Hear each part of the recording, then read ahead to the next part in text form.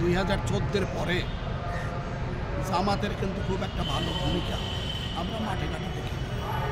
আপনারা তো দেখছেনই, আমরাও দেখিনি। তবে 2014 পর্যন্ত তাদের একটা ব্যাপক ভূমিকা ছিল, আমাদেরও ভূমিকা ছিল। এখন কেউ কেউ বলছেন বা কেউ কেউ ইঙ্গিত, আবার অনেকের আবার আছে, দুষ্কর্মও আছে, ষড়যন্ত্রও থাকতে পারে যে জামাত এবং বিএনপির মধ্যে আস্থার অভাব হয়েছে এবং তাদের দূরত্ব সৃষ্টি হয়েছে। ইতিমধ্যে আপনারা দেখছেন যে বিগত 3 দিন আগে আমাদের জাতীয় স্থায়ী কমিটির অন্যতম সদস্য, সাবেক রাষ্ট্রদূত, প্রখ্যাত শ্রমিক নেতা জনাব নজরুল ইসলাম খান সাহেবের সভাপতিত্বে 12 দলীয় জোটের একটা মিটিং হয়েছে গুলশানে দেশনেত্রী বেগম খালেদা জিয়ার কার্যালয়। সেখানে কিন্তু নজরুল ইসলাম খান সাহেব স্পষ্টভাবে বলেছেন যে জামাত এবং বিএনপির মধ্যে কোনো দূরত্ব সৃষ্টি হয়নি কার্যত।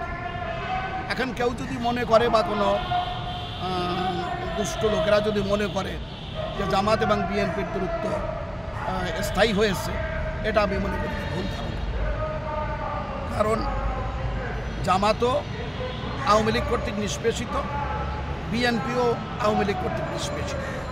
এখন আমাদের মূল টার্গেট তো, মূল শত্রু তো আমাদের আওয়ামী লীগ এবং ভারত। আওয়ামী লীগ এবং ভারত হচ্ছে আমাদের বিএনপি এবং জামাতের বা এই বাংলাদেশের 18 কোটি মানুষের মূল শত্রু। এখন মূল শত্রুকে বাদ দিয়া আমরা যদি আগাছা বা পরগাছা নিয়ে টানাটানি করি, তাহলে কিন্তু আমরা লক্ষ্যে পৌঁছতে পারবো না, লক্ষ্য ভ্রষ্ট হবে। আমাদেরকে মূল লক্ষ্যে পৌঁছতে হলে অবশ্যই আমাদের জাতীয় ঐক্য সৃষ্টি করতে হবে এবং সেই জাতীয় ঐক্যের কর্ণধার হবেন দেশনেত্রী বেগম খালেদা জিয়া এবং তারেক রহমান। আজহারী সাহেব বলছেন যে একটা দল, এটা আওয়ামী লীগকে মিল করছে যে তারা খেয়ে ডেয়ে গেছে আর একটা দল খাওয়ার জন্য বসে আছে। এখন জামাতও তো ক্ষমতায় আসতে চায়, এখন তাদেরকে বুঝাইছে না অন্য দলকে বুঝাইছে, এটা আজহারী সাহেবকে স্পষ্ট করে বলতে হবে। তাছাড়া আজহারী সাহেব একজন মাওলানা মানুষ, ইসলামী চিন্তাবিদ, তার কথাবার্তার মধ্যে শালীনতা থাকা উচিত। তার ওই ওয়াজ নসিয়াত বা ইসলামের কথাবার্তা নিয়েই কিন্তু থাকলে ভালো হয়।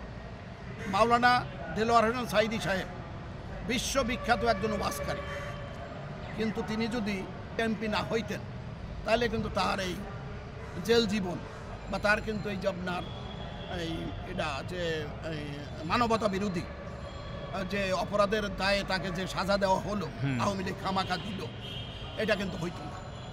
আজহারী সাহেব দীর্ঘদিন নানান রকমের কথা কওয়ার প্রেক্ষিতে বাহিরে ছিলেন। আমাদের এই আন্দোলনের পরে উনি দেশে আসছেন। ওনার এত সাহস যদি থাকে বা এত কথাবার্তার যদি হিম্মত থাকে, তাহলে আওয়ামী লীগ ক্ষমতা থাকতে দেশে আসলো না কেন? আমরা তো কেউ দেশ থেকে যাইনি। বেগম জিয়ারা তো শত চেষ্টা করেও অন-11 দেশের বাহিরে নিতে পারে না, বা আমাদেরকে ঘরের মধ্যে আটকাই রাখতে পারে না। অনেকবার জেলে গেছি, আন্দোলন করতেছি, আবার যাব, সমস্যার কিছু নেই। তবে আজহারী সাহেবকে আমি বলবো, উনি যেন ওনার এই কোনো দলকে, কোনো দলের অনুসারী না হয়ে উনি যাতে আল্লাহ তাআলার যে কথাবার্তা বলতেছেন, ইসলামের যে কথাবার্তা বলতেছেন, কোরআনের আয়াত নিয়ে যে তাফসির করতেছেন, ওইগুলোর মধ্যেই সীমাবদ্ধ থাকা উচিত।